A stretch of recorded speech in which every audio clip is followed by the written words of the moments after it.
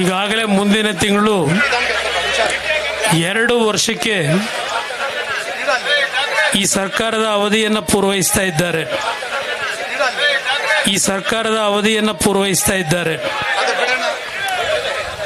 ಈ ಸರ್ಕಾರ ಬಹುಶಃ ಕನ್ನಡ ನಾಡಿನಲ್ಲಿ ಇಂಥ ಒಂದು ಭ್ರಷ್ಟ ಸರ್ಕಾರ, ಈ ರೀತಿಯ ಒಂದು ಜನತೆಯ ಬಗ್ಗೆ ಅತ್ಯಂತ ನೋವಿಗೆ ತುಡ್ತಕ್ಕಂಥ ಇಂಥ ಒಂದು ಕೆಟ್ಟ ಸರ್ಕಾರ ಕರ್ನಾಟಕ ರಾಜ್ಯದ ಇತಿಹಾಸದಲ್ಲಿ ಎಂದೂ ಬಂದಿರಲಿಲ್ಲ ಅನ್ನೋದು ನನ್ನ ಅಭಿಪ್ರಾಯ. ಇವತ್ತಿನ ಈ ಒಂದು ಪ್ರತಿಭಟನಾ ರ್ಯಾಲಿಗೆ ಒಂದು ಸಂದೇಶ ಈ ವೇದಿಕೆಯಿಂದ ಕನ್ನಡ ನಾಡಿನ ನನ್ನ ತಂದೆ ತಾಯಂದಿರಿಗೆ, ಯುವಕ ಮಿತ್ರರಿಗೆ ಕೊಡಬೇಕು ಅಂತಕ್ಕಂಥ ಒಂದು ಹಿನ್ನೆಲೆಯಲ್ಲಿ ಈ ಒಂದು ವೇದಿಕೆಯ ಮೇಲೆ ನಿಂತಿದ್ದೇನೆ. ಇವತ್ತಿನ ಈ ಕಾರ್ಯಕ್ರಮದಲ್ಲಿ ನಮ್ಮ ಪಕ್ಷದ 16 ಶಾಸಕರು ಈ ಕಾರ್ಯಕ್ರಮದಲ್ಲಿ ಭಾಗವಹಿಸಿದ್ದಾರೆ. ಈ ಒಂದು ಪಕ್ಷವನ್ನು ಸಂಪೂರ್ಣ ಸರ್ವನಾಶ ಮಾಡ್ತೀವಿ ಅಂತಕ್ಕಂಥದ್ದು ಕಾಂಗ್ರೆಸ್ಸು ಮತ್ತು ಕೆಲವು ಸಂಘಗಳ ಒಂದು ಅಭಿಪ್ರಾಯಗಳನ್ನೇನು ವ್ಯಕ್ತಪಡಿಸ್ತಾ ಇದ್ದರು.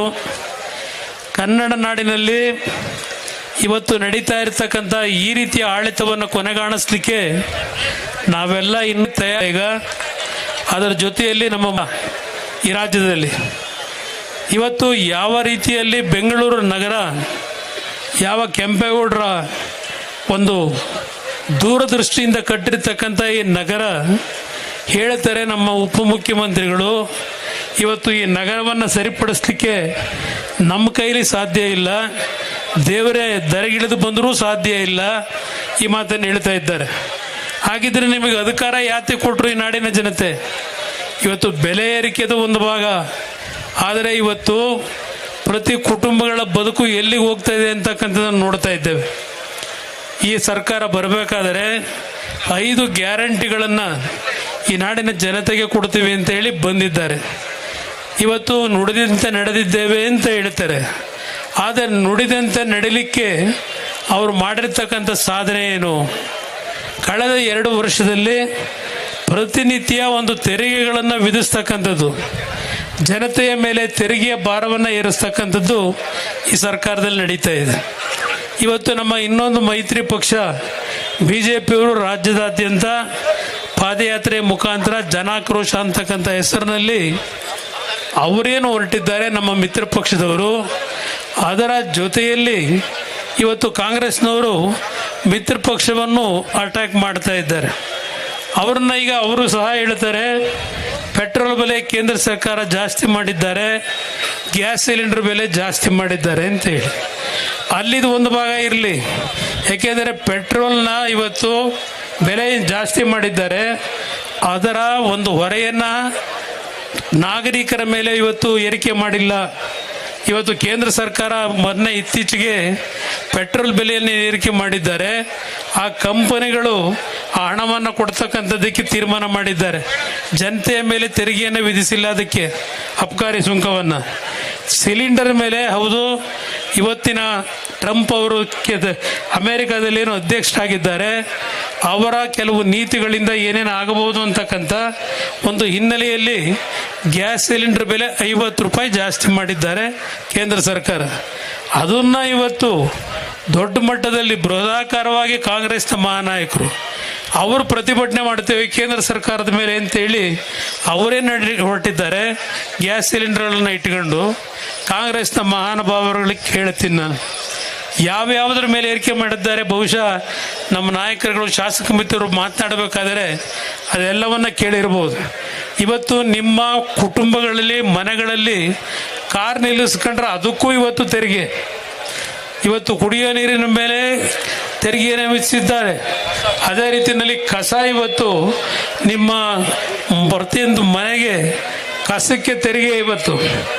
ಹೀಗೆ ಈ ಸರ್ಕಾರ ಏನು ನಡೀತಾ ಇದೆ. ಒಂದು ಮಾತನ್ನು ಹೇಳ್ತೇನೆ ಈ ವೇದಿಕೆ ಮುಖಾಂತರ ಈ ನಾಡಿನ ಜನತೆಗೆ, ನಾವು ಮೈತ್ರಿ ಸರ್ಕಾರದಲ್ಲಿ ರೈತರ ಸಾಲವನ್ನು ಮನ್ನಾ ಮಾಡಿದಾಗ ಯಾವುದೇ ರೀತಿಯ ತೆರಿಗೆಯನ್ನು ಜನತೆಯ ಮೇಲೆ ಏರಿಕೆ ಮಾಡಲಿಲ್ಲ. ಈ ವೇದಿಕೆ ಮುಖಾಂತರ ನನ್ನ ನಾಡಿನ ನನ್ನ ತಾಯಂದರಿಗೆ ಕೈ ಮುಗಿದು ಬೇಡ್ತೇನೆ, ಈ 2,000 ರೂಪಾಯಿ ಎಲ್ಲ ಕುಟುಂಬಕ್ಕೂ ಕೊಡ್ತಾ ಇಲ್ಲ. ಚುನಾವಣೆಗಳು ಘೋಷಣೆ ಆದಾಗ, ಉಪಚುನಾವಣೆಗಳು ಘೋಷಣೆ ಆದಾಗ ಕೊಟ್ಟರು 3 ತಾಲೂಕಿನಲ್ಲಿ. ಎಲ್ಲ ಭಾಗದಲ್ಲಿ ಪ್ರತಿ ತಿಂಗಳು ಇವರು ಕೊಡ್ತಕ್ಕಂಥ ಕೆಲಸ ಮಾಡಲಿಲ್ಲ. ಇವತ್ತು ಸಹ ಅದು ನಡೀತಾ ಇಲ್ಲ. ಇವತ್ತು ಹೇಳಿದ್ದಾರೆ 5 ಗ್ಯಾರಂಟಿ ಕೊಟ್ಟಿದ್ದೇವೆ ಅಂತೇಳಿ. ವಿದ್ಯುತ್ ಶಕ್ತಿಯ ಬೆಲೆಯನ್ನು ಇವತ್ತು ಎಲ್ಲಿ ಏರಿಕೆ ಮಾಡಿದ್ದಾರೆ? ಒಂದು ಕಡೆ ನಿಮಗೆ ಪುಕ್ಕಟ್ಟೆ ವಿದ್ಯುತ್ ಶಕ್ತಿ ಅಂದರು, ಇನ್ನೊಂದು ಕಡೆ ವಿದ್ಯುತ್ ಶಕ್ತಿಯ ಬೆಲೆಯನ್ನು ಯಾವ ಮಟ್ಟಿಗೆ ಏರಿಕೆ ಮಾಡಿದ್ದಾರೆ. ಇದೆಲ್ಲ ನೋಡ್ತಾ ಇದ್ದೀರಿ. ಅದ್ರ ಜೊತೆಗೆ ಅಭಿವೃದ್ಧಿಗಳಿಲ್ಲ. ರೈತರ ಪಂಪ್ಸೆಟ್ಗಳಿಗೆ ಇವತ್ತೇನಾದರೂ TC ಹಾಕಬೇಕು ಅಂದರೆ ಇವತ್ತು 2-2.5 ಲಕ್ಷ ರೂಪಾಯಿ ಇವತ್ತು ಹಣ ಖರ್ಚು ಮಾಡಬೇಕು. ಇವತ್ತು ಯಾವುದಾದ್ರೂ ಕಚೇರಿನಲ್ಲಿ ಹೋಗಿ ನಿಮ್ಮ ಕುಟುಂಬದ ಆಸ್ತಿಯನ್ನು ನೋಂದಣಿ ಮಾಡಿಸ್ಕೋಬೇಕು ಅಂದರೆ ಅದಕ್ಕೂ ಇವತ್ತು ಹಣ ಕೊಡ್ತಕ್ಕಂಥ ಒಂದು ಭ್ರಷ್ಟಾಚಾರ ನಡೀತದೆ. ಅಧಿಕಾರಿಗಳು ಹೇಳ್ತಾರೆ, ಅಲ್ಲಿ ಕೆಲಸ ಮಾಡ್ತಕ್ಕಂಥ ನೌಕರರು, ನಾವು ಇವತ್ತು ಈ ಜಾಗಕ್ಕೆ ಬಂದಿರತಕ್ಕಂಥ ದುಡ್ಡು ಕೊಟ್ಟು ಬಂದಿದ್ದೇವೆ, ಅದಕ್ಕೋಸ್ಕರ ನಮ್ಮ ಕೊಟ್ಟಂಥ ದುಡ್ಡನ್ನು ವಾಪಸ್ ಪಡಿಬೇಕಲ್ಲ, ಅದರಿಂದ ಏನು ನೀವು ಕೊಡಲೇಬೇಕು, ಕೊಡದೇ ಇದ್ರೆ ಮಾಡಲ್ಲ ಅಂತ. ಈ ರೀತಿಯ ಒಂದು ಆಡಳಿತ ಈ ರಾಜ್ಯದಲ್ಲಿ ನಡೀತಾ ಇದೆ. ಇವತ್ತು ಬೆಂಗಳೂರು ನಗರದ ನಾಗರಿಕರಿಗೆ ನಾನು ಮನವಿ ಮಾಡ್ತೇನೆ. ಯಾಕೆಂದರೆ ಇಲ್ಲಿ ಇರ್ತಕ್ಕಂಥವರು 100ಕ್ಕೆ 60 ಭಾಗ ಬೇರೆ ರಾಜ್ಯಗಳಿಂದ ಬಂದಂಥವ್ರು ಇದ್ದೀರಿ. ಇವತ್ತು ಬೆಂಗಳೂರು ನಗರ ಕೆಂಪೇಗೌಡರು ಯಾವ ದೃಷ್ಟಿಯಿಂದ ಕಟ್ಟಿದ್ರು, ಈ ನಗರವನ್ನು ಸಂಪೂರ್ಣವಾಗಿ ನಾಶ ಮಾಡ್ತಾ ಇದ್ದಾರೆ. ಯಾವ ಅಭಿವೃದ್ಧಿ ಕೆಲಸಗಳಾಗಿದೆ. ನನ್ನ ತಾಯಂದಿರು, ಇವತ್ತು ನಮ್ಮ ಕಾರ್ಯಕರ್ತರುಗಳು ಕೆಲವರು ಇದ್ದೀರಿ. ಇವತ್ತು ನೀವೆಲ್ಲ ಪ್ರತಿ ಮನೆಗೆ ಹೋಗಿ ನನ್ನ ಕಾರ್ಯಕರ್ತ ಬಂಧುಗಳಿಗೆ ಮನವಿ ಮಾಡ್ತೇನೆ, ಈ ಸರ್ಕಾರದ ಭ್ರಷ್ಟ ವ್ಯವಸ್ಥೆ ಎಲ್ಲಿಗೆ ಹೋಗಿದೆ ಇವತ್ತು ತಾವು ಅರ್ಥ ಮಾಡ್ಕೋಬೇಕಾಗ್ತದೆ. ನನ್ನ ಮೇಲೆ ಒಂದು ಆಪಾದನೆ ಮಾಡ್ಕೊಂಡು 12-13 ವರ್ಷಗಳಿಂದ ನನ್ನ ಬಾಯಿ ಮುಚ್ಚಿಸ್ಲಿಕ್ಕೆ ಇವತ್ತು ನಮ್ಮ ಜೊತೆ ಮಿತ್ರ ಪಕ್ಷ ಇದೆ. ಆ ಪಕ್ಷವು ಆ ಸಂದರ್ಭದಲ್ಲಿ ಹಾಕಿರ್ತಕ್ಕಂಥ 1-2 ಕೇಸನ್ನು ಇನ್ನೂ ಜೀವಂತ ಇಟ್ಕೊಂಡಿದ್ದಾರೆ. ಅದರಲ್ಲಿ ಏನೂ ಇಲ್ಲ. ಇವತ್ತು ಈ ನಾಡಿನ ಜನತೆಗೆ ಈ ವೇದಿಕೆ ಮುಖಾಂತರ ಹೇಳ್ತೇನೆ, 2 ಅವಧಿಯಲ್ಲಿ ನಾನು ಮುಖ್ಯಮಂತ್ರಿಯಾಗಿ ಮೈತ್ರಿ ಸರ್ಕಾರದಲ್ಲಿ ಕೆಲಸವನ್ನು ಮಾಡಿದಾಗ ಈ ನಾಡಿಗೆ ನಾನು ಎಂದೂ ದ್ರೋಹ ಮಾಡಿಲ್ಲ. ಇವತ್ತು ಪ್ರಾಮಾಣಿಕವಾಗಿ ದಿನಕ್ಕೆ 20 ಗಂಟೆ ಕೆಲಸ ಮಾಡಿ ಈ ನಾಡಿನಲ್ಲಿ ಹಲವಾರು ಜನಪರವಾದಂಥ ಯೋಜನೆಗಳನ್ನು ಈ ರಾಜ್ಯದಲ್ಲಿ ನಾನು ಅನುಷ್ಠಾನಕ್ಕೆ ತಂದಿದ್ದೇನೆ. ಇವತ್ತು ಯಾರ ಮೇಲೆ ತೆರಿಗೆ ವಿಧಿಸಲಿಲ್ಲ. ನಾನು 2 ಬಾರಿಯೂ ಮುಖ್ಯಮಂತ್ರಿಯಾಗಿ ಕೆಲಸ ಮಾಡಿದಾಗ ಇವತ್ತು ನಮ್ಮ ರಾಜ್ಯದಲ್ಲಿ ಈ ಸರ್ಕಾರ ಮಾಡಿರ್ತಕ್ಕಂಥ ಸಾಲ ಈಗ 7,85,000 ಕೋಟಿ, 7,95,000 ಕೋಟಿ. ಈ ಸರ್ಕಾರ 2 ವರ್ಷ ಮುಂದುವರೆದರೆ 10 ಲಕ್ಷ ಕೋಟಿಗೆ ಸಾಲದ ಹೊರೆಯನ್ನು ನಿಮ್ಮ ತಲೆಗೆ ಕಟ್ತಾರೆ. ಇವತ್ತು ನಾಡಿನ ಜನತೆಗೆ ಹೇಳ್ತೇನೆ, 5 ಗ್ಯಾರಂಟಿಯ ಹೆಸರಿನಲ್ಲಿ ನಾವೇನೋ ಜನತೆಯನ್ನು ಆರ್ಥಿಕವಾಗಿ ದೊಡ್ಡ ಮಟ್ಟದಲ್ಲಿ ಬದಲಾವಣೆ ತರ್ತಾ ಇದ್ದೇವೆ, ಶಕ್ತಿಯನ್ನು ತುಂಬುತ್ತೇವೆ ಅಂತ ಏನು ಹೇಳ್ತಾರೆ. ಇವತ್ತು ಸಹ ನನ್ನ ಮನೆ ಹತ್ರ ಬರ್ತಕ್ಕಂಥವ ಹಲವಾರು ಬಡ ಕುಟುಂಬದ ತಾಯಂದರು ಸಣ್ಣ ಮಕ್ಕಳನ್ನ ಕರ್ಕೊಂಬರ್ತಾರೆ. ದಲಿತ ಸಮಾಜದ ಹೆಣ್ಣು ಮಕ್ಕಳು ಬರ್ತಾರೆ, ಹಿಂದುಳಿದ ಜನಾಂಗದ ಹೆಣ್ಣು ಮಕ್ಕಳು ಬರ್ತಾರೆ. ಏನಾದರೂ ಮಾಡಿ ನಮ್ಮ ಜೀವನಕ್ಕೆ ಏನಾದರೂ ದಾರಿ ಮಾಡಿ ಅಂತೇಳಿ ನಿಮ್ಮ 2,000 ರೂಪಾಯಿನಿಂದ ಇಡೀ ರಾಜ್ಯದ ಚಿತ್ರಣ ಬದಲಾವಣೆ ಮಾಡ್ತೀವಿ ಅಂತ ಏನು ಹೇಳಿದ್ದೀರಿ. ನನ್ನ ಮನೆ ಹತ್ರ ನಿಮ್ಮ ಇಂಟೆಲಿಜೆನ್ಸ್ ಪೊಲೀಸ್ನವ್ರನ್ನ ಒಬ್ಬರನ್ನ ಪ್ರತಿನಿತ್ಯ ನಿಲ್ಲಿಸಿ ನನ್ನ ಮನೆಗೆ ಬರ್ತಕ್ಕಂಥ ಬಡ ತಾಯಂದಿರ ಮಕ್ಕಳ ಪರಿಸ್ಥಿತಿಗಳನ್ನು ಏನು ನೋಡ್ತೇನೆ. ಇವತ್ತು ಆ ಮಕ್ಕಳಿಗೆ ವಿದ್ಯೆ ಕೊಡಲಿಕ್ಕೆ ಇವತ್ತು ಶಾಲೆಗೆ ಕಳಿಸ್ತಕ್ಕಂಥದ್ದಕ್ಕೆ ಅವ್ರ ಹತ್ರ ದುಡ್ಡಿಲ್ಲ. ಮನೆಯಲ್ಲಿ ಇವತ್ತು 2 ಹೊತ್ತಿನ ಊಟಕ್ಕೆ ದುಡ್ಡಿಲ್ಲ. ಈ ರೀತಿಯ ಪರಿಸ್ಥಿತಿಯಲ್ಲಿ ಇದ್ದಾರೆ. ಇವತ್ತು ಏನೋ ಒಂದು ಡಿಸ್ಕಷನ್ ನಡೀತಾ ಇತ್ತು, ಶಾಲಾ ಮಕ್ಕಳನ್ನ ಕರ್ಕೊಂಡು ಹೋಗ್ತಕ್ಕಂಥ ವಾಹನಗಳ ಬೆಲೆ ಏರಿಕೆ ಮಾಡಿರ್ತಕ್ಕಂಥದ್ದು. ನಾಗರಿಕರು ಹೇಳ್ತಾ ಇದ್ರು, ಒಂದು ಕಡೆ ಪ್ರತಿ ವರ್ಷ 1.5 ಲಕ್ಷ ನಾವು ಕಟ್ಟಬೇಕು, ಇನ್ನೊಂದು ಕಡೆ ಈ ರೀತಿ ಬೆಲೆ ಏರಿಕೆ ಮಾಡಿದ್ರೆ ನಾವು ಎಲ್ಲಿಂದ ನಾವು ನಮ್ಮ ಮಕ್ಕಳಿಗೆ ವಿದ್ಯೆ ಕೊಡೋದು. ಸಣ್ಣ ಪುಟ್ಟ ಆಟೋ ಡ್ರೈವರ್ಗಳು, ಕೂಲಿ ಕೆಲಸ ಮಾಡೋರು ಇವತ್ತು ಸರ್ಕಾರದ ಶಾಲೆಗಳಿಗೆ ಕಳಿಸ್ಲಿಕ್ಕೆ ಹಿಂದೆ ಮುಂದೆ ನೋಡ್ತಾರೆ. ಇವತ್ತು ಎಲ್ಲರೂ ಆ ತಂದೆ ತಾಯಂದ್ರು ಸಹ ನನ್ನ ಮಕ್ಕಳು ಏನಾದರೂ ಜೀವನದಲ್ಲಿ ದೊಡ್ಡ ಮಟ್ಟದಲ್ಲಿ ಬದುಕಲಿ ಅಂತೇಳಿ ಸಾಲ ಸೋಲ ಮಾಡಿ ಇವತ್ತು ಆ ಒಂದು ಖಾಸಗಿ ಶಾಲೆಗಳಿಗೆ ಸೇರಿಸ್ತಾರೆ. ಆದರೆ ಇವತ್ತು ಅವ್ರ ಕುಟುಂಬದ ಪರಿಸ್ಥಿತಿಗಳು, ಅವರು ಪ್ರತಿನಿತ್ಯ ದುಡಿಮೆ ಎಲ್ಲಿಗೆ ಇವತ್ತು ಕೊಡಬೇಕು ಅಂತಕ್ಕಂಥ ಕಷ್ಟವನ್ನು ಎದುರಿಸ್ತಿರ್ತಕ್ಕಂಥ ನೋಡ್ತಾ ಇದ್ದೆ. ಅದರಿಂದ ಇವತ್ತು ಈ ಒಂದು ಪ್ರತಿಭಟನೆ ಒಂದು ದಿನಕ್ಕೆ ನಿಲ್ಲಿಸಬೇಡಿ. ಇವತ್ತು ಈ ರಾಜ್ಯ ಏನು ಸಂಪತ್ತು ಭರಿತವಾದಂಥ ರಾಜ್ಯ. ಪ್ರತಿನಿತ್ಯ ಕೇಂದ್ರ ಸರ್ಕಾರ ದುಡ್ಡು ಕೊಡಲಿಲ್ಲ ಅಂತಾರೆ. ನಾನು 2 ಬಾರಿ ಮುಖ್ಯಮಂತ್ರಿ ಇದ್ದಾಗ ಕೇಂದ್ರ ಸರ್ಕಾರದ ಮುಂದೆ ಹೋಗಿ ಭಿಕ್ಷೆ ಕೇಳಲಿಲ್ಲ. ರೈತರ 25,000 ಕೋಟಿ ಸಾಲ ಮನ್ನಾ ಮಾಡಿದಾಗ ನೀವು ಕೊಟ್ಟಂತ ನಿಮ್ಮ ತೆರಿಗೆ ಹಣ, ನಿಮ್ಮ ಹಣವನ್ನು ನಿಮಗೆ ಕೊಟ್ಟಿದ್ದೇನೆ ರಾಜ್ಯದ ಜನತೆಗೆ. ಕೇಂದ್ರ ಸರ್ಕಾರದ ಮುಂದೆ ಹೋಗಿ ನಿಂತಿರಲಿಲ್ಲ ನಾನು. ದಯವಿಟ್ಟು ಇವತ್ತು ನಮ್ಮ ಕಾರ್ಯಕರ್ತ ಬಂಧುಗಳಿಗೆ ಮನವಿ ಮಾಡ್ತೇನೆ. ಇವತ್ತು ನಿಖಿಲ್ ಕುಮಾರಸ್ವಾಮಿ ಅವರು ಯುವಕರಿದ್ದಾರೆ. ಅವರು 3 ಬಾರಿ ಚುನಾವಣೆಯಲ್ಲಿ ಸೋತಿರ್ಬೋದು. ಆದರೆ ಇವತ್ತು ಈ ಪಕ್ಷವನ್ನು ಕಟ್ಟಿ ನಾಡಿನ ಜನತೆಯ ಬದುಕನ್ನು ಇವತ್ತು ಯಾವ ಮಟ್ಟಕ್ಕೆ ತೆಗೆದುಕೊಂಡು ಹೋಗಬೇಕು ಅಂತಕ್ಕಂಥ ಹಿನ್ನೆಲೆಯಲ್ಲಿ ಇವತ್ತು ಈ ರಾಜ್ಯಕ್ಕೆ ಜನತಾದಳವೇ ಇವತ್ತು ಈ ನಾಡನ್ನು ಉಳಿಸ್ಲಿಕ್ಕೆ ಸಾಧ್ಯ ಅಂತಕ್ಕಂಥದ್ದು ಈ ವೇದಿಕೆಯಲ್ಲಿ ನಾನು ಹೇಳಲಿಕ್ಕೆ ಬಯಸ್ತೇನೆ. ಕಳೆದ 10-15 ವರ್ಷದಲ್ಲಿ ಆಡಳಿತವನ್ನು ಈ ರಾಜ್ಯದ ಏನು ಕಂಡಿದ್ದೀರಿ. ಪ್ರತಿನಿತ್ಯ ಕಮಿಷನ್ ಬಗ್ಗೆ ಏನು ನಮ್ಮ ಮಾಧ್ಯಮದ ಸ್ನೇಹಿತರಿಗೆ ಹೇಳ್ತೇನೆ. ನಾನು ಮುಖ್ಯಮಂತ್ರಿ ಆದಂಥ ಅವಧಿಯಲ್ಲಿ ಯಾವನಾದರೂ ಗುತ್ತಿಗೆದಾರರಿಗೆ ಹಿಂಸೆ ಕೊಟ್ಟಿದ್ರೆ, ಇಲ್ಲ ಗುತ್ತಿಗೆದಾರರ ಒಂದು ಹಣವನ್ನು LOCಯನ್ನು ರಿಲೀಸ್ ಮಾಡಬೇಕಾದ್ರೆ ಸಣ್ಣ ಪುಟ್ಟ ಒಂದು ದೋಷಕ್ಕೆ ಅವಕಾಶ ಕೊಟ್ಟಿದ್ರೆ ಯಾರು ಬೇಕಾದರೂ ನನ್ನ ಮುಂದೆ ಬಂದು ಹೇಳ್ಬೋದು. 40% ಕಮಿಷನ್ ಅಂತ BJP ಮೇಲೆ ಹೇಳ್ತಾರೆ. ಈಗ ಗುತ್ತಿಗೆದಾರರೇ ಹೇಳ್ತಾ ಇದ್ದಾರೆ BJP ಸರ್ಕಾರವೇ ಪರವಾಗಿರಲಿಲ್ಲ ಅಂತ.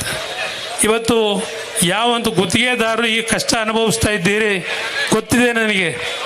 ಈ ಸರ್ಕಾರಗಳು ಬಂದ ಮೇಲೆ ನೀವು ಏನು ಗುತ್ತಿಗೆ ಕೆಲಸ ಮಾಡಿದ್ದೀರಿ, ಕಳೆದ 3-4 ವರ್ಷದಿಂದ 20 ಕೋಟಿ, 25 ಕೋಟಿ, 15 ಕೋಟಿ ಕೆಲಸ ಮಾಡಿದೆ.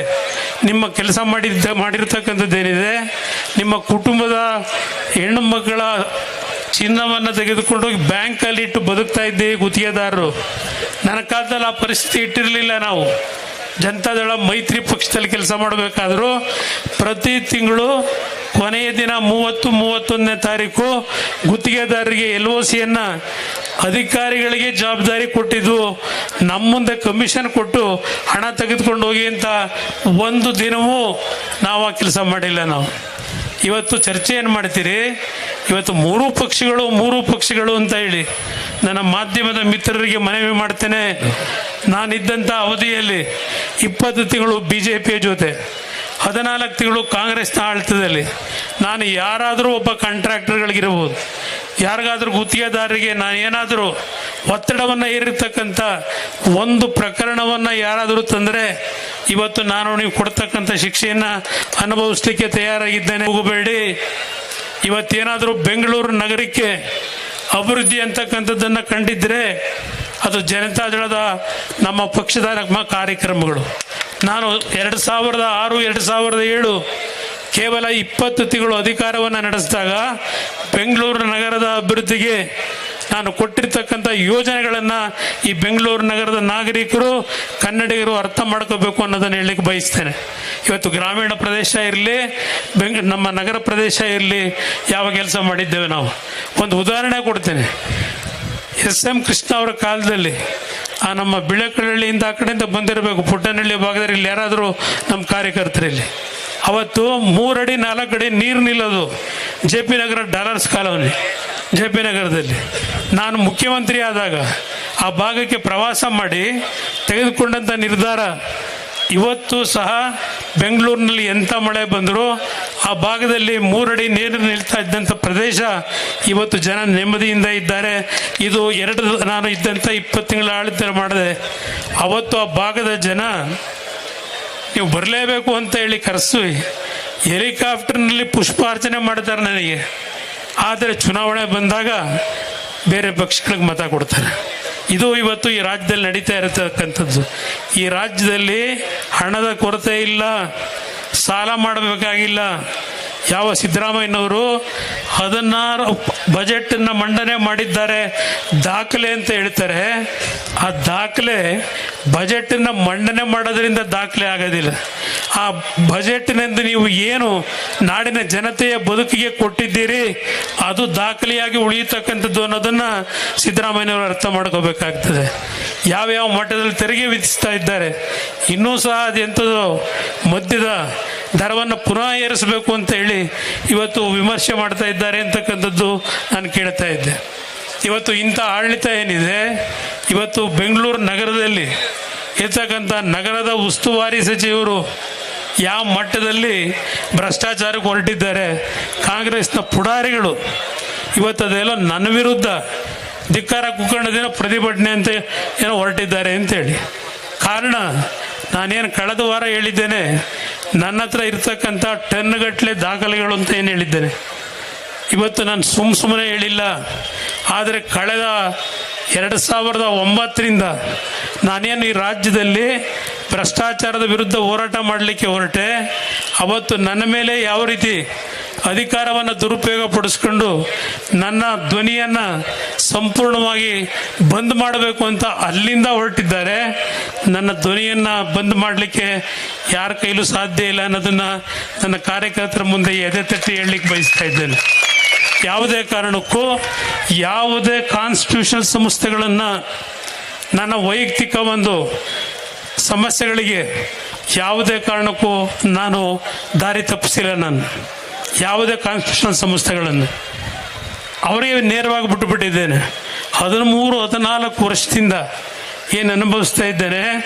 ಯಾವ ಒಂದು BJPಯ ಸರ್ಕಾರ ಆಡಳಿತಕ್ಕೆ ಬಂತು 2009, ಒಂದು ಮಾತು ಬೆಂಗಳೂರು ನಗರದ ನಾಗರಿಕರಿಗೆ ಹೇಳ್ತಕ್ಕಂಥದ್ದು, ಬೆಂಗಳೂರು ನಗರ ಅಭಿವೃದ್ಧಿ ಆಗಬೇಕು ಅಂತ ಹೇಳಿ ಅವತ್ತೇನು JNNM ಸ್ಕೀಮ್ನಲ್ಲಿ 25,000 ಕೋಟಿ ರೂಪಾಯಿಗಳು ಬೆಂಗಳೂರು ನಗರದ ಅಭಿವೃದ್ಧಿಗೆ ವೆಚ್ಚ ಮಾಡಲಿಕ್ಕೆ ಅವತ್ತೇನು ಅವಕಾಶ ಬಂತು. ನಾನು ಆ ಸಂದರ್ಭದಲ್ಲಿ ಕೇಂದ್ರಕ್ಕೆ ಹೋಗಿ ಆ ಒಂದು JNNM ಸ್ಕೀಮನ್ನು ಅನುಷ್ಠಾನಕ್ಕೆ ತರಲಿಕ್ಕೆ ಏನು ಕಾರ್ಯಕ್ರಮವನ್ನು ಕೊಟ್ಟೆ. ಬೆಂಗಳೂರು ನಗರದ ಅಭಿವೃದ್ಧಿ ಆಗಬೇಕು ಅಂತ ಹೇಳಿ ಯಾವ ಹೊರವಲಯಗಳು ನಗರಸಭೆಯ ವ್ಯಾಪ್ತಿಯಲ್ಲಿತ್ತು ಆ ನಗರಸಭೆಗಳನ್ನು ಬೆಂಗಳೂರು ನಗರಕ್ಕೆ ಎಲ್ಲವನ್ನ ಜೊತೆ ಮಾಡಿ 110 ಹಳ್ಳಿಗಳಿಗೆ ಅವತ್ತು ಸಹ ಇವತ್ತೇನು ನೀರನ್ನು ಕೊಟ್ಟಿದ್ದೇವೆ ಅಂತಾರೆ. ಆ 110 ಹಳ್ಳಿಗಳನ್ನು ಬೆಂಗಳೂರಿನ ಬೃಹತ್ ಬೆಂಗಳೂರು ಮಹಾನಗರ ಪಾಲಿಕೆಗೆ ಅದೆಲ್ಲವನ್ನು ಸೇರ್ಪಡೆ ಮಾಡಿದ್ರಿಂದ 25,000 ಕೋಟಿ ಹಣವನ್ನು ಇಲ್ಲಿ ವಿನಿಯೋಗ ಮಾಡಲಿಕ್ಕೆ ಅವಕಾಶ ಆಯಿತು. ಆದರೆ ಅಧಿಕಾರ ನಂದು ಹೋಯಿತು. ಆಮೇಲೆ ಮುಂದೆ ಬಂದಂಥ ಸರ್ಕಾರಗಳು ಆ 25,000 ಕೋಟಿ ಹಣ ನನ್ನ ಮಾಧ್ಯಮದ ಸ್ನೇಹಿತರಿಗೆ ಹೇಳ್ತೇನೆ, ಯಾವ ರೀತಿಯಲ್ಲಿ ಈ ನಗರದ ಅಭಿವೃದ್ಧಿಗೆ ಬಳಕೆ ಮಾಡ್ಕೊಂಡಿದ್ದಾರೆ, ಎಷ್ಟು ಹಣ ಅಲ್ಲಿಂದಲೇ ಪೋಲಾಗಿದೆ, ದುರ್ಬಳಕೆ ಆಗಿದೆ, ಇದೆಲ್ಲವನ್ನು ನಾನು ಇವತ್ತು ಚರ್ಚೆ ಮಾಡೋದಿಲ್ಲ. ಇವತ್ತು ಆ ಒಂದು ಬೆಂಗಳೂರು ನಗರದ ಅಭಿವೃದ್ಧಿಗೆ ನಾವು ಯಾವ ಕೊಡುಗೆ ಕೊಟ್ಟಿದ್ದೇವೆ ಅಂದರೆ, ಇವತ್ತು ಬೆಂಗಳೂರು ನಗರದ ಹೊರವಲಯ ಏನಾದರೂ ಡಾಂಬರೀಕರಣ ಕಂಡಿದ್ರೆ, ಅಲ್ಪ ಸ್ವಲ್ಪ ನೀರನ್ನು ಇವತ್ತು ಪಡಿತಾ ಇದ್ದರೆ ಕುಮಾರಸ್ವಾಮಿ ಕೊಟ್ಟಂಥ ತೀರ್ಮಾನ ಅದು. ನಾನು ಅದನ್ನು ಇವತ್ತು ನಾನು ಹೇಳಲಿಕ್ಕೆ ಬಯಸ್ತೇನೆ. ಇವತ್ತು ಬೆಂಗಳೂರು ನಗರದ 198 ವಾರ್ಡ್ಗಳಿಗೆ ನನ್ನ ಕಾರ್ಯಕರ್ತರುಗಳಿಗೆ ಮನವಿ ಮಾಡ್ತೇನೆ, ನಿಮ್ಮ ಜೊತೆಯಲ್ಲಿ ನಾನು ಬರಲಿಕ್ಕೆ ತಯಾರಾಗಿದ್ದೇನೆ.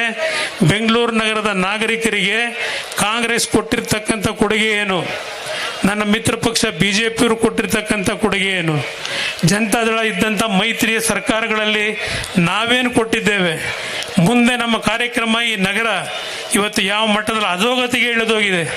ಒಂದು ಕಾಲದಲ್ಲಿ ಯಾವೊಂದು ಗಾರ್ಡನ್ ಸಿಟಿ ಅಂತಕ್ಕಂಥ ಹೆಸರಿತ್ತು, ಯಾವ ಕೆಂಪೇಗೌಡರು ಕಟ್ಟಿರ್ತಕ್ಕಂಥ ಈ ನಗರವನ್ನು ಅಧೋಗತಿಗೆ ಇಳಿಸಿದ್ದಾರೆ. ಇದನ್ನು ಸರಿಪಡಿಸಲಿಕ್ಕೆ ನಮ್ಮ ಕಾರ್ಯಕ್ರಮಗಳು ಏನು ಅಂತಕ್ಕಂಥದ್ದನ್ನು ಇವತ್ತು ನಾಡಿನ, ಅದರಲ್ಲೂ ವಿಶೇಷವಾಗಿ ನಮ್ಮ ಬೆಂಗಳೂರಿನ ನಾಗರಿಕರಿಗೆ ತಲುಪಿಸಬೇಕು. ಆ ವಿಷಯಗಳನ್ನು ಬೆಂಗಳೂರು ನಗರದ ನಾಗರಿಕ ವಿಷಯವನ್ನು ತಲುಪಿಸಲಿಕ್ಕೆ ನನ್ನ ತಾಯಂದರು, ನಮ್ಮ ಪಕ್ಷದ ಕಾರ್ಯಕರ್ತರು ಏನಿದ್ದೀರಿ, ಒಂದು ಸರಿಯಾದ ರೀತಿಯ ಒಂದು ವ್ಯವಸ್ಥೆಗಳನ್ನು ಮಾಡಲಿಕ್ಕೆ ತಯಾರಾಗಿದ್ದೇನೆ. 198 ವಾರ್ಡ್ಗಳಿಗೂ ಒಂದು ಜನಾಂದೋಲನದ ರೀತಿಯಲ್ಲಿ ಇವತ್ತು ಬೆಂಗಳೂರಿನ ಕಷ್ಟಗಳಿಗೆ ನಮ್ಮ ಪಕ್ಷ ಯಾವ ರೀತಿ ಮುಂದೆ ಕೈ ಜೋಡಿಸಲಿಕ್ಕೆ ಸಿದ್ಧ ಇದ್ದೇವೆ, ಇದೆಲ್ಲ ಮಾಹಿತಿಗಳನ್ನು ತೆಗೆದುಕೊಂಡು ಹೋಗ್ತಕ್ಕಂಥದ್ದಕ್ಕೆ ಸಿದ್ಧರಾಗಿ, ಮತ್ತು ಈ ಬೆಲೆ ಏರಿಕೆ ಅಂತಕ್ಕಂಥದ್ದೇನಿದೆ, ಇವತ್ತು ಈ ಸರ್ಕಾರ ಸ್ವೇಚ್ಛಾಚಾರವಾಗಿ ನಿಮ್ಮ ಬದುಕನ್ನು ಏನು ಹಾಳು ಮಾಡ್ತಾ ಇದ್ದಾರೆ, ಇದೆಲ್ಲವನ್ನು ಜನತೆಗೆ ತಲುಪಿಸ್ತಕ್ಕಂಥದ್ದಕ್ಕೆ ಕೇವಲ ಅಧಿಕಾರ ಹಿಡಿಬೇಕು ಅಂತ ಹೇಳಿ ಈ ಹೋರಾಟ ಮಾಡಿ ಅಂತ ನಾನು ಹೇಳಲ್ಲ. ಕೇವಲ ಅಧಿಕಾರ ಹಿಡಿಲಿಕ್ಕೆ ಇವತ್ತು ಹಲವಾರು ಕುಟುಂಬಗಳು ಯಾವ ರೀತಿ ಬದುಕ್ತಾ ಇದ್ದಾವೆ. ಬೆಂಗಳೂರು ನಗರ ಒಂದು ಕಡೆ ದೊಡ್ಡ ದೊಡ್ಡ ಕಟ್ಟಡಗಳನ್ನು ನೋಡ್ತೀವಿ, ಮತ್ತೊಂದು ಭಾಗದಲ್ಲಿ ಒಂದು ಹೊತ್ತಿಗೂ ಊಟಕ್ಕೆ ಗತಿ ಇಲ್ಲದೆ ಇರತಕ್ಕಂಥ ಹಲವಾರು ಕುಟುಂಬಗಳ ಆ ಶ್ರಮವನ್ನು ನೋಡ್ತಾ ಇದ್ದೇವೆ. ಇವತ್ತು ಇದೆಲ್ಲದಕ್ಕೂ ಪರಿಹಾರ ಯಾವ ರೀತಿ ತರಲಿಕ್ಕೆ ಸಾಧ್ಯ ಇದೆ ಅಂತಕ್ಕಂಥದ್ದು ಹಲವಾರು ಬಾರಿ ನಾನು ಅತ್ಯಂತ ಕಡಿಮೆಯ ಅವಧಿಯ ಮುಖ್ಯಮಂತ್ರಿ ನಾನು ತೆಗೆದುಕೊಂಡಂಥ ಹಲವಾರು ಕಾರ್ಯಕ್ರಮಗಳು ಇವತ್ತು ಹಲವಾರು ರೀತಿ ದುರ್ಬಳಕೆನೂ ಮಾಡ್ಕೊಂಡಿದ್ದಾರೆ ಮುಂದೆ ಬಂದಂಥ ಸರ್ಕಾರಗಳು. ಇವತ್ತು ಈ ಕಾರ್ಯಕ್ರಮವನ್ನು ಅತ್ಯಂತ ಯಶಸ್ವಿಯಾಗಿ ನೀವೆಲ್ಲ ಸೇರಿ ನೆರವೇರಿಸಿದ್ದೀರಿ. ಒಂದು ಮಾತನ್ನು ಹೇಳ್ತೇನೆ, ಕನ್ನಡ ನಾಡಿಗೆ ಜನತಾದಳವೇ ಈ ಒಂದು ಅಭಿವೃದ್ಧಿಗೆ ಮತ್ತು ರಾಜ್ಯವನ್ನು ಉಳಿಸ್ಲಿಕ್ಕೆ ಸಾಧ್ಯ. ಇವತ್ತು ಪ್ರಾದೇಶಿಕ ಪಕ್ಷದ ಒಂದು ಕನ್ನಡ ನಾಡಿಗೆ ಬೇಕಾಗಿರ್ತಕ್ಕಂಥದ್ದು. ನಾನು ಮೊನ್ನೆ ಪಾರ್ಲಿಮೆಂಟ್ನಲ್ಲಿ ಕೂತಿದ್ದಾಗ ಒಬ್ಬ ತಮಿಳ್ನಾಡಿನ ಸದಸ್ಯ ಹೇಳ್ತಾನೆ, ಲೋಕಸಭಾ ಸದಸ್ಯ, ನಾವು ಬೆಗ್ಗರ್ಸ್ ಅಲ್ಲ ಅಂತಾನೆ. ನಮ್ಮನ್ನು ಬೆಗ್ಗರ್ಸ್ ಮಾಡಿಟ್ಟಿದ್ದಾರೆ. ಹಲವಾರು ವಿಷಯಗಳನ್ನು ನಾನು ಹೇಳಲಿಕ್ಕಾಗೋದಿಲ್ಲ. ಇವತ್ತು ಕೇಂದ್ರದಲ್ಲಿ ಮಂತ್ರಿಯಾಗಿ 1 ವರ್ಷದ ಅನುಭವ ಅಲ್ಲೂ ಪಡೆದಿದ್ದೇನೆ. ರಾಜ್ಯದಲ್ಲಿ ಮುಖ್ಯಮಂತ್ರಿಯಾಗಿ ಇಲ್ಲೂ ಸಹ ಯಾವ ರೀತಿ ಆಡಳಿತ ಕಂಡಿದ್ದೇನೆ. ದಯವಿಟ್ಟು ನಮ್ಮ ಪಕ್ಷದ ಕಾರ್ಯಕರ್ತರುಗಳು ಎದೆಗುಂದಬೇಡಿ. ಮುಂದಿನ ದಿನಗಳಲ್ಲಿ ಈ ಪಕ್ಷಕ್ಕೆ ಈ ನಾಡಿನ ಜನತೆ ಆಶೀರ್ವಾದ ಮಾಡ್ತಾರೆ, ನನಗೆ ನಂಬಿಕೆ ಇದೆ. ಇವತ್ತು ಏನು ನಡೀತಾ ಇದೆ ಈ ರಾಜ್ಯದಲ್ಲಿ, ಅಕ್ರಮಗಳು, ಭ್ರಷ್ಟಾಚಾರ, ಜನತೆಯ ರಕ್ತ ಹಿಂಡ್ತಾ ಇದ್ದಾರೆ. ಮಾತಾಡ್ಲಿಕ್ಕೆ ಹಲವಾರು ವಿಷಯಗಳಿದೆ. ದಾಖಲಾತಿಗಳನ್ನು ಇಟ್ಕೊಂಡು ನಾನು ಏನು ಹೋರಾಟ ಮಾಡಿದ್ರು ತಾರ್ಕಿಕ ಅಂತ್ಯವನ್ನು ಕಾಣಬೇಕು ಅಂದರೆ ಸ್ವತಂತ್ರವಾದ ಸರ್ಕಾರ, 5 ವರ್ಷದ ಸರ್ಕಾರ ನನ್ನ ಕೈಗೆ ಕೊಟ್ಟರೆ ಈ ನಾಡಿನ ಜನತೆಯಲ್ಲಿ ಹೇಳ್ತೇನೆ, ದುಡ್ಡಿಗೆ ಎಲ್ಲೂ ಹೋಗಬೇಕಾಗಿಲ್ಲ, ಸಾಲ ಮಾಡಬೇಕಾಗಿಲ್ಲ. ಇವತ್ತು ಬೆಂಗಳೂರು ನಗರದಲ್ಲಿ ನಡೆದಿರ್ತಕ್ಕಂಥ ಹಲವಾರು ರೀತಿಯ ಅಕ್ರಮಗಳೇನಿದ್ದಾವೆ ಅದನ್ನು ಇವತ್ತು ಸರಿಯಾಗಿ ಸರ್ಕಾರ ಇವತ್ತು ವಸೂಲಿ ಮಾಡ್ತಕ್ಕಂಥ ಕೆಲಸ ಮಾಡಿದ್ರೆ ಎಲ್ಲೂ ಹೋಗಿ ಭಿಕ್ಷೆ ಬಿಡಬೇಕಾಗಿಲ್ಲ. ನಮ್ಮ ನಾಡಿನಲ್ಲಿ ಕೆಂಪೇಗೌಡರು ಕಟ್ಟಿರ್ತಕ್ಕಂಥ ಈ ಒಂದು ಬೆಂಗಳೂರು ನಗರದಲ್ಲೇ ಇವತ್ತು ಸರ್ಕಾರಕ್ಕೆ ಖಜಾನೆ ತುಂಬಿಸ್ತಕ್ಕಂಥ ಅವಕಾಶಗಳಿದೆ. ಇದನ್ನು ಇವತ್ತು ಜನತೆಯ ಮುಂದೆ ತೆಗೆದುಕೊಂಡು ಹೋಗೋಣ. ಇಲ್ಲಿ ಸಿಂಧೂರಿನ ನಮ್ಮ ನಾಡುಗೌಡರು ಕೂತಿದ್ದಾರೆ. ರಾತ್ರಿ ಟಿವಿನಲ್ಲಿ ನೋಡ್ತಾ ಇದ್ದೆ, ಹಾಲಿಕಲ್ ಮಳೆಯಿಂದ ಭತ್ತ ಬೆಳೆದಿರ್ತಕ್ಕಂಥ ರೈತರು ಸಂಪೂರ್ಣ ನಾಶ ಆಗಿದ್ದಾರೆ. ಇವತ್ತು ಹಲವಾರು ಪ್ರದೇಶದಲ್ಲಿ ಅಕಾಲಿಕ ಮಳೆಯಿಂದ ರೈತರೇನು ಸಂಕಷ್ಟಕ್ಕೆ ಒಳಗಾದಂಥ ಸಂದರ್ಭದಲ್ಲಿ ಈ ಸರ್ಕಾರ ಏನು ಕೊಟ್ಟರು ರೈತರಿಗೆ ಕೇಳಲಿಕ್ಕೆ ಬಯಸ್ತೀರಿ ಸಿದ್ದರಾಮಯ್ಯನವರನ್ನು. ಸಿದ್ದರಾಮಯ್ಯನವರು ಹೇಳ್ತಾರೆ, ಮೊನ್ನೆ ಯಾರೋ ರಾಮಮೂರ್ತಿ ಗೌಡ ಅಂತ ಹೇಳಿ 8 ಗಣಿ ಗುತ್ತಿಗೆ ಕೊಟ್ಟಂಥ ವಿಷಯದಲ್ಲಿ ಗವರ್ನರ್ ಅವರನ್ನು ಇವತ್ತು ಪ್ರಾಸಿಕ್ಯೂಷನ್ಗೆ ಪರ್ಮಿಷನ್ ಕೊಡಿ ಅಂತ ಕೇಳಿದ್ದಾನೆ ಅಂತ ಹೇಳಿ ಇವತ್ತೇನು ಪತ್ರಿಕೆಯಲ್ಲಿ ಓದಿದ್ದೇನೆ, ಅದರ ಹಿಸ್ಟ್ರಿ ಗೊತ್ತಿದೆ ನನಗೂ. ಹೀಗೆ ಹೇಳ್ತಾರೆ ಮುಖ್ಯಮಂತ್ರಿಗಳು ಸಿದ್ದರಾಮಯ್ಯನವರು, ಆ 8 ಗುತ್ತಿಗೆಯನ್ನು ಏನು ಕೊಟ್ಟಿದ್ದೇವೆ ಅದೆಲ್ಲವನ್ನ ಆಮೇಲೆ ಸರಿಪಡಿಸಿದ್ದೇವೆ, 1 ಇಂಚು ಐರನ್ ಓರನ್ನ ಎತ್ತಿಲ್ಲ ಅಂತ ಹೇಳ್ತಾರೆ. 1 ಇಂಚು ಐರನ್ ಓರನ್ನ ಎತ್ತಿಲ್ಲ, ಏನೂ ತಪ್ಪು ಮಾಡಿಲ್ಲ, ಹಲವಾರು ರೀತಿಯ ನನ್ನ ಹೆಸರನ್ನ ವರ್ಚಸ್ಸನ್ನು ಹಾಳು ಮಾಡಲಿಕ್ಕೆ ಹೊರಟಿದ್ದಾರೆ ಅಂತೇಳಿ. ಸಿದ್ದರಾಮಯ್ಯನವರೇ, ನನ್ನ ಮೇಲೆ ಪಾಪ ನಿಮ್ಮ ಅಧಿಕಾರಿ ಕಳಿಸಿ ಗವರ್ನರ್ ಹತ್ರ, ಯಾವುದೋ 2006ನೇ ಇಸ್ವಿದು, 2012ರಲ್ಲಿ BJP ಸ್ನೇಹಿತರೆ ಹಾಕಿರ್ತಕ್ಕಂಥ ಕೇಸದು. 12 ವರ್ಷದಿಂದ ಆ ಕೇಸನ್ನ ನಿಮ್ಮ SIT ಇಲ್ಲಿಯವರೆಗೆ ಇವತ್ತು ಯಾತಕ್ಕೆ ಸತ್ಯವನ್ನು ಹೇಳ್ತಾ ಇಲ್ಲ. ಆ ಕೇಸ್ನಲ್ಲಿ BJP ಸರ್ಕಾರದಲ್ಲೇ ಹಾಕಿದ ಕೇಸು, ಅದು ನೀವು ಮುಂದುವರಿಸ್ಕೊಂಡ್ರಿ. ನನ್ನ ಕಾಲದಲ್ಲಿ ತೆಗೆದುಕೊಂಡಂಥ ನಿರ್ಧಾರ ಅನುಷ್ಠಾನಕ್ಕೆ ಬಂದಿಲ್ಲ. 1 ಇಂಚಲ್ಲ, 1 ಇಡೀ ಮಣ್ಣನ್ನು ಎತ್ತಿಲ್ಲ. ಯಾತಕ್ಕೆ ಇನ್ನೂ ಅದು ಹಿಡ್ಕೊಂಡು ಕೂತಿದ್ದೀರಿ? ಈಗ ಹೇಳ್ತೀರಲ್ಲ, ನನ್ನ ಕಾಲದ್ದು ಆ 8 ಗುಣಿಕತ್ತಿಗೆ ಕೊಟ್ಟಿರ್ತಕ್ಕಂಥದ್ದು 1 ಇಂಚ್ ಎತ್ತಿಲ್ಲ ಅಂತ ಹೇಳ್ತಾ ಇದ್ದೀರಿ. ಸಮಜಾಯಿಸಿ ನನ್ನ ಮೇಲೆ 12 ವರ್ಷದಿಂದ ಇಟ್ಟಿದ್ದೀರಲ್ಲ, ನನ್ನ ಬಾಯಿ ಮುಚ್ಚಿಸಬೇಕು ಅಂತ ಹೇಳಿ. ಅದರಲ್ಲೇನಿದೆಯಪ್ಪ ಹೇಳಪ್ಪ ಜನಗಳ ಮುಂದೆ. ನಿಮ್ಮದು ಇನ್ನೂ ಬೇಕಾದಷ್ಟು ಬಿಡ್ಬೋದು, ಆದರೆ ಇವತ್ತಿನ ವ್ಯವಸ್ಥೆನಲ್ಲಿ ಯಾವ ರೀತಿಯಲ್ಲಿ ಅಧಿಕಾರ ದುರುಪಯೋಗ ಪಡಿಸ್ಕೊಂಡು ರಕ್ಷಣೆಯನ್ನು ಪಡಿತಾ ಇದ್ದೀರಿ. 2 ಬಾರಿ ರಾಜ್ಯದಲ್ಲಿ ಮುಖ್ಯಮಂತ್ರಿಯಾಗಿ ನಾನೇನಾದರೂ ಅಕ್ರಮ ಮಾಡಿದರೆ 5 ನಿಮಿಷದಲ್ಲಿ ನಾನು ಮಾಡ್ಕೊಳಕ್ಕಾಗ್ತಿರ್ಲಿಲ್ವ, ಸರಿ ಮಾಡೋಕ್ಕಾಗ್ತಿರ್ಲಿಲ್ವ? ಕಾನೂನಿದೆ, ನ್ಯಾಯಾಲಯ ಇದೆ, ಏನಿದೆ ತೀರ್ಮಾನ ಮಾಡಲಿ ಅಂತ ಬಿಟ್ಟಿದ್ದೇನೆ. ಇದು ನಾನು ನಡ್ಕೊಂಡಂಥ ರೀತಿ. ಅಧಿಕಾರಿಗಳನ್ನು ಯಾರನ್ನೂ ದುರುಪಯೋಗ ಪಡಿಸ್ಕೊಳ್ಳಿಲ್ಲ. ಇವತ್ತು ಜನತಾ ಒಂದು ನಮ್ಮ ಗ್ರಾಮ ವಾಸ್ತವ್ಯ ಕಾರ್ಯಕ್ರಮದ ಮುಖಾಂತರ ನಾಡಿನ ಜನತೆಯ ಜೊತೆ ಯಾವ ರೀತಿ ಇದ್ದೆ. ಇವತ್ತು ನಮ್ಮ ಜನತಾ ದರ್ಶನ ಬೆಳಗ್ಗೆ 9 ಗಂಟೆ ಪ್ರಾರಂಭ ಮಾಡಿದ್ರೆ 12 ಗಂಟೆ ರಾತ್ರಿವರೆಗೆ ನಾನು ಮಾಡಿದಂಥ ಕಾರ್ಯಕ್ರಮಗಳ ಮುಖಾಂತರ ಬಡವರನ್ನ ಹತ್ತಿರಕ್ಕೆ ನಾನು ಏನು ಭೇಟಿ ಕೊಟ್ಟು ಆ ಕಷ್ಟಗಳನ್ನು ಬಗೆಹರಿಸಲಿಕ್ಕೆ ನನ್ನ ಜೀವನದಲ್ಲಿ ಹಲವಾರು ರೀತಿಯ ಒಂದು ಕಾರ್ಯಕ್ರಮ ಕೊಟ್ಟಿದ್ದೇನೆ. ಇವತ್ತು ಜನತೆಗೆ ಇವತ್ತು ಹಳ್ಳಿ ಮೇಲೆ ಹೋಗಬೇಕು.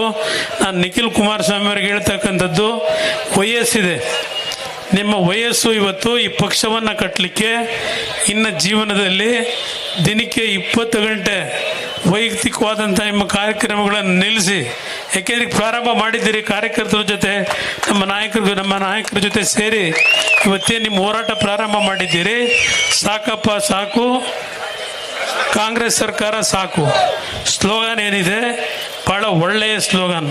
ಬಹುಶಃ ಇವತ್ತು ನಾಡಿನ 6.5 ಕೋಟಿ ಜನತೆಯ ಹೃದಯದಲ್ಲಿ ಸಾಕಪ್ಪ ಸಾಕು ಅಂತಕ್ಕಂಥದ್ದು ಇವತ್ತೀಗಾಗಲೇ ಅಚ್ಚೊತ್ತಿದೆ. ಚುನಾವಣೆಗಳನ್ನು ಕಾಯ್ತಾ ಇದ್ದಾರೆ ಅಷ್ಟೇ ನಾಡಿನ ಜನತೆ ಈ ಸರ್ಕಾರವನ್ನು ಕಿತ್ತೋಗಲಿಕ್ಕೆ. ಭ್ರಷ್ಟಾಚಾರ ಅಂತಕ್ಕಂಥದ್ದು ಅಸಹ್ಯ. ನಾನು 20 ತಿಂಗಳು ಆಡಳಿತ ನಡೆಸಿದ್ದೇನೆ. ಈ ಸರ್ಕಾರದಲ್ಲಿ ನಡೀತಿರ್ತಕ್ಕಂಥ ಒಂದೊಂದು ವಿಷಯವೂ ಗೊತ್ತು. ಇವತ್ತೊಂದು ಅಧಿಕಾರಿ ಪೋಸ್ಟಿಂಗಿಗೆ ಯಾವ ರೀತಿ ಹಣವನ್ನು ಇವತ್ತು ವಸೂಲಿ ಮಾಡ್ತೀರಿ, ನಾವು ಹೇಳೋದಲ್ಲ. ಇವತ್ತು ನಮ್ಮ ಕಾರ್ಯಕರ್ತರು ಹೇಳ್ತಾರೆ, ಇವತ್ತು ನಿಮ್ಮ ಯಾರು ನಮ್ಮ ರಾಯರೆಡ್ಡಿ, ನಮ್ಮ ಹಳೆ ಸ್ನೇಹಿತರು, ಇವತ್ತೇನು ನಮ್ಮ ಮುಖ್ಯಮಂತ್ರಿಗಳ ಆರ್ಥಿಕ ಸಲಹೆಗಾರರು, ಅವ್ರ ಬಾಯಲ್ಲೇ ಏನು ಬಂತು, ನಮ್ಮ ಭ್ರಷ್ಟಾಚಾರದಲ್ಲಿ ಕರ್ನಾಟಕ ನಂಬರ್ 1 ಅಂತ ಹೇಳಿ. ಈ ಭ್ರಷ್ಟಾಚಾರದಲ್ಲಿ ಕರ್ನಾಟಕ ನಂಬರ್ 1 ಅಂತ ಬಂತಕ್ಕಂಥದ್ದು ನೀವೇನು ಹೇಳ್ತಾ ಇದ್ದೀರಿ? ಇದಕ್ಕೆ ಮೂಲ ಪುರುಷರು ಯಾರು? ಇದಕ್ಕೆ ಮೂಲ ಪುರುಷರು ನಿಮ್ಮ ಮುಖ್ಯಮಂತ್ರಿಗಳು. ಪ್ರತಿಯೊಂದು ಇಲಾಖೆ ಏನೇನು ನಡೀತಾ ಇದೆ, ಯಾವ್ಯಾವ ರೀತಿಯಲ್ಲಿ ಇವತ್ತು ಹಣ ವಸೂಲಿ ಮಾಡ್ತಾ ಇದ್ದೀರಿ, ಅಭಿವೃದ್ಧಿ ಅಂತಕ್ಕಂಥದ್ದು ಕಾಣ್ತಾ ಇಲ್ಲ. ಅದರಿಂದ ಇವತ್ತು ನನ್ನ ಕಾರ್ಯಕರ್ತರಿಗೆ, ನಮ್ಮ ಪಕ್ಷದಲ್ಲಿ ನಾಡಿನ ಜನತೆಗೆ ಒಂದು ಮಾತು ಹೇಳ್ತೇನೆ. ನಾನು 20 ತಿಂಗಳು ಮುಖ್ಯಮಂತ್ರಿ ಇದ್ದಾಗ, 14 ತಿಂಗಳು ಮುಖ್ಯಮಂತ್ರಿಗಳಿದ್ದಾಗ ನನ್ನ ಕಾರ್ಯಕರ್ತರಿಗೆ ಇವತ್ತು ಸರ್ಕಾರದಲ್ಲಿ ಹಲವಾರು ರೀತಿಯ ಅಕ್ರಮಗಳಿಗೆ ನೀವು ಭಾಗಿಯಾಗಿ ಅಂತೇಳಿ ಯಾರೂ ಸಹ ನನ್ನ ಮುಂದೆ ಬಂದು ಅಕ್ರಮವಾಗಿ ಹಣ ಸಂಪಾದನೆ ಮಾಡಬೇಕು, ನನಗೆ ಆ ಕೆಲಸ ಮಾಡಿ ಈ ಕೆಲಸ ಮಾಡಿ ಅಂತೇಳಿ ನನ್ನ ಕಾರ್ಯಕರ್ತರು ಇವತ್ತವರೆಗೆ ನನ್ನ ಮುಂದೆ ಒತ್ತಡ ಹಾಕಿಲ್ಲ. ನಾನು ಸಹ ನನ್ನ ಕಾರ್ಯಕರ್ತರುಗಳಿಗೆ ಕಾನೂನು ಬಾರವಾಗಿ ಕೆಲಸ ಮಾಡಲಿಲ್ಲ. ಇವತ್ತು ಬೇರೆ ಪಕ್ಷಗಳು ಯಾವ ರೀತಿ ನಡ್ಕೊಂಡಿದ್ದಾರೆ, ಈ ನಾಡಿನ ಜನತೆ ಅರ್ಥ ಮಾಡ್ಕೊಳ್ಳಿ. ಈ ರಾಜ್ಯ ಉಳಿಬೇಕು ಅಂದರೆ ಜನತಾದಳಕ್ಕೆ ಇವತ್ತು ನೀವು ಶಕ್ತಿಯನ್ನು ತುಂಬಿದ್ರೆ ನಿಮ್ಮ ಬದುಕು ಇವತ್ತು ಉತ್ತಮವಾದ ರೀತಿಯಲ್ಲಿ ಹೋಗ್ಲಿಕ್ಕೆ ಸಾಧ್ಯ ಇದೆಯೇ ಹೊರತು ಕಾಟಾಚಾರಕ್ಕೆ ನಾವಿವತ್ತು ಯಾವೊಂದು ಪ್ರತಿಭಟನೆ ಮಾಡ್ತೇವೆ, ಆ ಪ್ರತಿಭಟನೆ ಕೇವಲ ಅಧಿಕಾರ ಹಿಡಿಲಿಕ್ಕೆ ಪ್ರತಿಭಟನೆ ಆಗೋದು ಬೇಡ. ಇದನ್ನು ನಾನು ಭಾಳ ಸ್ಪಷ್ಟವಾಗಿ ಹೇಳ್ತೀನಿ ನಮ್ಮ ನಾಯಕರುಗಳಿಗೆ. ದಯವಿಟ್ಟು ಕಷ್ಟಪಡಿ, ಜನಗಳ ಜೊತೆಯಲ್ಲಿ ಬೆರೀರಿ. ಇವತ್ತು ಇದೇ ಜನ ಯಾವ ಜನತಾದಳ ಮುಗಿದೋಯ್ತು ಅಂತ ಹೇಳ್ತಾರೆ, ಇವರೇ ನಮ್ಮ ಪಕ್ಷವನ್ನು ಮೇಲೆತ್ತಕ್ಕಂಥ ಕಾಲ ಇವತ್ತು ನಡೀತಾ ಇರ್ತಕ್ಕಂಥ ರಾಜ್ಯದ ಏನೋ ಒಂದು ಪರಸ್ಪರ ಸಂಘರ್ಷಗಳೇನಿದೆ, ನೀವು ತಿಂದಿರಿ ಅಂತ ಹೇಳಿ ನಾವಂತೂ ತಿಂದಿಲ್ಲ. ಹೌದು, ಚುನಾವಣೆ ಬಂದಾಗ ಕೈ ಒಡ್ಡಿದ್ದೇವೆ. ಹಲವಾರು ಜನ ಹಿತೈಷಿಗಳು ಚುನಾವಣೆ ಸಂದರ್ಭದಲ್ಲಿ ದುಡ್ಡು ಕೊಟ್ಟಿದ್ದಾರೆ. ನಾವು ಅಧಿಕಾರದಲ್ಲಿದ್ದಾಗ ಸಹಿ ಹಾಕಬೇಕಾದರೆ ಹಣ ಪಡೀತಕ್ಕಂಥ ಕೆಲಸ ನನ್ನ ಮಾಧ್ಯಮದ ಸ್ನೇಹಿತರಿಗೆ ಹೇಳ್ತಾ ಇದ್ದೇನೆ, ಆ ಕೆಲಸ ಮಾಡಿಲ್ಲ ನಾವು ಜನತಾದಳ ಅಧಿಕಾರದಲ್ಲಿದ್ದಾಗ. ಇಲ್ಲ, ನಮ್ಮ ಪಕ್ಷದ ಕಾರ್ಯಕರ್ತರು ಈಗಿನ ಪಕ್ಷಗಳ ಏನು ನಾಯಕರುಗಳನ್ನು ಇವತ್ತು ರಕ್ಷಣೆ ಪಡ್ಕೊಂಡು ಸಿಕ್ಕದ ಕಡೆ ಬೇಲಿ ಹಾಕಿ ರಾಜ್ಯದ ಸಂಪತ್ತನ್ನು ಲೂಟಿ ಮಾಡ್ಕೊಂಡಿದ್ದಾರೆ. ಅಂಥ ಕೆಲಸ ನನ್ನ ಕಾರ್ಯಕರ್ತರು ಮಾಡಿಲ್ಲ. ಅದೇ ಇವತ್ತು ನಾವು ಮಾಡಿರ್ತಕ್ಕಂಥದ್ದು. ಇವತ್ತು ಚುನಾವಣೆ ನಡೆಸಬೇಕಾದರೆ ಯಾವ ರೀತಿಯ ಹಣವನ್ನು ವೆಚ್ಚ ಮಾಡಬೇಕಾಗ್ತದೆ ಇದೆಲ್ಲ ನಾನು ಅರ್ಥ ಮಾಡ್ಕೊಂಡಿದ್ದೇನೆ. ಆದರೆ ಹಾಗಂತ ಹೇಳಿ ರಾಜ್ಯ ಹಾಳು ಮಾಡಿ, ರಾಜ್ಯವನ್ನು ಲೂಟಿ ಮಾಡಿ ಇವತ್ತು ಹಣ ಸಂಪಾದನೆ ಮಾಡಬೇಕಾಗಿಲ್ಲ. ಪ್ರೀತಿ ವಿಶ್ವಾಸದಲ್ಲಿ ಏನು ಹಣ ಕೊಟ್ಟಿದ್ದಾರೆ ಅದರಲ್ಲಿ ಪಕ್ಷ ಉಳಿಸ್ಕೊಂಡ್ಬಂದಿದ್ದೇವೆ. ಅದರಿಂದ ಇವತ್ತು ನಾನು ನನ್ನ ಕಾರ್ಯಕರ್ತರಿಗೆ ಮನವಿ ಮಾಡ್ತೇನೆ, ನಿಮ್ಮ ಜೊತೆಯಲ್ಲಿ ನಾನು ಕೇಂದ್ರದಲ್ಲಿ ಮಂತ್ರಿ ಇರ್ಬೋದು, ಆದರೆ ಈ ಪಕ್ಷವನ್ನು ಕಟ್ಟಿ ಅಧಿಕಾರಕ್ಕೆ ತರ್ತಕ್ಕಂಥದ್ದಕ್ಕೆ ಮುಂದಿನ ದಿನಗಳಲ್ಲಿ ನಾನು ಸಹ ನಿಮ್ಮಗಳ ಜೊತೆಯಲ್ಲಿ ಜಿಲ್ಲೆಗಳಿಗೆ ತಾಲೂಕು ಕೇಂದ್ರಗಳಿಗೆ ಬಂದು ಪಕ್ಷದ ಸಂಘಟನೆ ಅಷ್ಟೇ ಅಲ್ಲ, ಇವತ್ತು ರಾಜ್ಯದಲ್ಲಿ ನಡೀತಿರ್ತಕ್ಕಂಥ ಈ ರೀತಿಯ ಆಡಳಿತದಿಂದ ನಮ್ಮ ಕರ್ನಾಟಕ ರಾಜ್ಯ ಏನೋ ಒಂದು ಅಧೋಗತಿಗೆ ಇಳಿತಾ ಇದೆ. ಇದನ್ನು ಸರಿಪಡಿಸ್ತಕ್ಕಂಥದ್ದಕ್ಕೆ ಜನತೆಯಲ್ಲಿ ಒಂದು ಬದಲಾವಣೆ ತರಲಿಕ್ಕೆ ಅವರನ್ನು ಇವತ್ತೇನು ಜಾಗೃತಿಗೊಳಿಸ್ತಕ್ಕಂಥ ನಿಟ್ಟಿನಲ್ಲಿ ಇವತ್ತು ನಮ್ಮ ಕೆಲಸವನ್ನು ಮಾಡಬೇಕಾಗ್ತದೆ. ನಮ್ಮ ಜವಾಬ್ದಾರಿ ಇದೆ. ಯಾವ ಕೆಂಪೇಗೌಡರು ಕಟ್ಟಂಥ ಬೆಂಗಳೂರು ನಗರ ಇರ್ಬೋದು, ಇವತ್ತು ಹಲವಾರು ಹಿರಿಯರ ಒಂದು ಪ್ರಾಮಾಣಿಕ ದುಡಿಮೆಯಿಂದ ಈ ರಾಜ್ಯ ಯಾವೊಂದು ಸಂಪದ್ಭರಿತವಾದಂಥ ರಾಜ್ಯವಾಗಿತ್ತು, ಇದನ್ನು ಇವತ್ತು ಕೈ ಬಿಡ್ತಕ್ಕಂಥ ಕೆಲಸಕ್ಕೆ ಈ ಸರ್ಕಾರ ಕೇಂದ್ರ ಸರ್ಕಾರ ಕೊಡಲಿಲ್ಲ. ಇದನ್ನು ಹೇಳ್ಕೊಂಡು ಇಲ್ಲಿ ಲೂಟಿ ಹೊಡ್ಕೊಂಡು ಹೊರಟಿದ್ದಾರೆ. ಇದನ್ನು ತಪ್ಪಿಸ್ತಕ್ಕಂಥದ್ದಕ್ಕೆ ಇವತ್ತು ನಾವೆಲ್ಲ ಸೇರಿ ನಮ್ಮ ಕಾರ್ಯಕ್ರಮವನ್ನು ರೂಪಿಸೋಣ ಅಂತಕ್ಕಂಥ ಮಾತನ್ನು ಹೇಳಿ, ಇವತ್ತು ಈ ಒಂದು ಬೃಹತ್ ಸಂಖ್ಯೆಯಲ್ಲಿ ತಾವೆಲ್ಲರೂ ಬಂದು ಈ ಕಾರ್ಯಕ್ರಮದಲ್ಲಿ ಭಾಗವಹಿಸಿ ಏನೋ ಒಂದು ಯಶಸ್ಸುಗೊಳಿಸಿದ್ದೀರಿ. ಏನು ನಿಖಿಲ್ದೇನು ಅನೌನ್ಸ್ ಮಾಡಬೇಕು ಎಲ್ಲ ಇಲ್ಲ, ಆ ಕೆಲಸಕ್ಕೆಲ್ಲ ಕರೆದಿದೆ. ಇವತ್ತಿನ ಕಾರ್ಯಕ್ರಮ ಬೇರೆ. ಇವತ್ತು ನಿಮ್ಮೆಲ್ಲರಲ್ಲಿ ಕೈ ಜೋಡಿಸಿ ಮನವಿ ಮಾಡ್ತೀನಿ, ನಮ್ಮೆಲ್ಲರಾಗಿದ್ದೇವೆ ಕರ್ನಾಟಕವನ್ನು ಉಳಿಸ್ಲಿಕ್ಕೆ ಅಂತಕ್ಕಂಥ ಅದಕ್ಕೆ ನಾವು ಮುತ್ತಿಗೆಯನ್ನು ಹಾಕ್ತಾ ಇದ್ದೇವೆ. ನಮ್ಮ ಜೊತೆ ಎಲ್ಲ ಹೆಜ್ಜೆ ಹಾಕ್ಬೇಕಾಗಿ ವಿನಂತಿ. ಎಲ್ಲ ಕಾರ್ಯಕರ್ತರು ಮುಖಂಡರು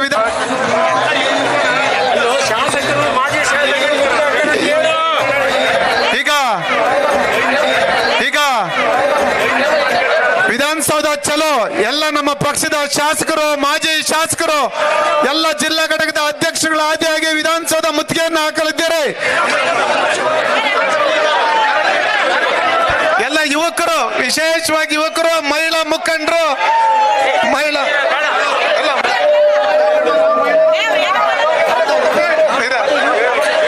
ಈಗ ನಮ್ಮ ಪಕ್ಷದ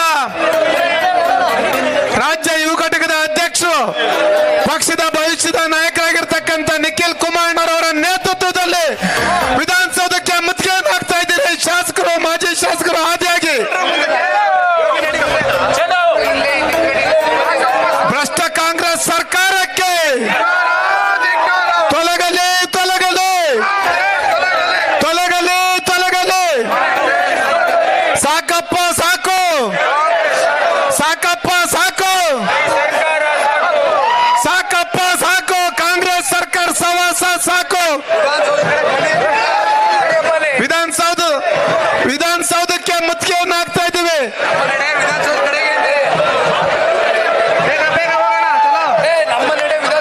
ನಮ್ಮ ನಡೆ ವಿಧಾನಸೌಧದ ಕಡೆ. ಸಾಕಪ್ಪ ಸಾಕು, ಸಾಕಪ್ಪ ಸಾಕು, ಸಾಕಪ್ಪ ಸಾಕು.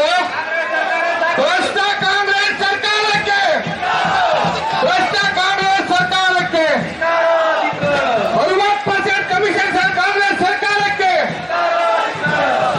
ಅಯ್ಯಯ್ಯೋ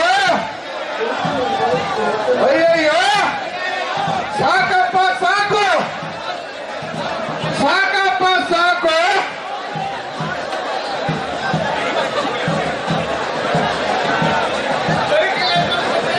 ಸಾಕಪ್ಪ ಸಾಕು.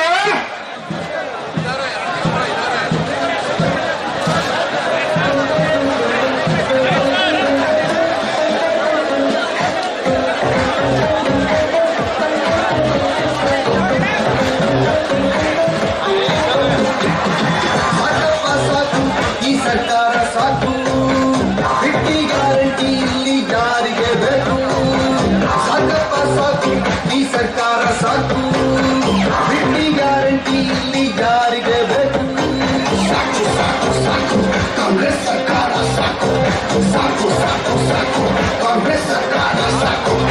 ಎಲೆಕ್ಟ್ರಿಸಿಟಿ ನೋ ಫ್ರೀ, ಬಸ್ ಕೂಡ ಫ್ರೀ, ನಿಮಗೂ ಫ್ರೀ, ನಮಗೂ ಫ್ರೀ, ಅವ್ರಿಗೂ ಫ್ರೀ, ನಿಮಗೂ ಫ್ರೀ, ಎಲ್ಲ ಫ್ರೀ ಅಂತ ಹೇಳಿಕೊಂಡು ಕರ್ನಾಟಕನೇ ಮಾಡ್ತಾವ್ರಲ್ಲ. ಸಾಲ ಕಟ್ಟೋ ಕಾಜೆ ಈಗ ಪ್ರಜೆಗಳ ತಲೆಗೆ ಹಾಕ್ತವ್ರಲ್ಲ. ಅಳ್ತಾ ಇರೋ ಮಕ್ಕಳಿಗೆಲ್ಲ ಹಾಲು ಕುಡ್ಸಕ್ಕಾಗ್ತ ಇಲ್ಲ, ಓಡಾಡೋಕೆ ಆಚೆ ಹೋದ್ರೆ ಪೆಟ್ರೋಲ್ ಹಾಕ್ಸಕ್ಕಾಗ್ತ ಇಲ್ಲ, ನೋಡು ಆಚೆ ಹಾಕಕ್ಕಾಗ್ತಾ ಇಲ್ಲ. ಸಾಕಪ್ಪ ಸಾಕು, ಈ ಸರ್ಕಾರ ಸಾಕು, ಬಿಟ್ಟಿ ಗ್ಯಾರಂಟಿ ಇಲ್ಲಿ ಯಾರಿಗೆ ಬೇಕು? ಸಾಕಪ್ಪ ಸಾಕು ಈ ಸರ್ಕಾರ ಸಾಕು ಬಿಟ್ಟಿ ಗ್ಯಾರಂಟಿ ಇಲ್ಲಿ ಯಾರಿಗೆ ಬೇಕು ಸಾಕು ಸಾಕು ಸಾಕು ಕಾಂಗ್ರೆಸ್ ಸರ್ಕಾರ ಸಾಕು ಸಾಕು ಸಾಕು ಸಾಕು ಕಾಂಗ್ರೆಸ್ ಸರ್ಕಾರ ಸಾಕು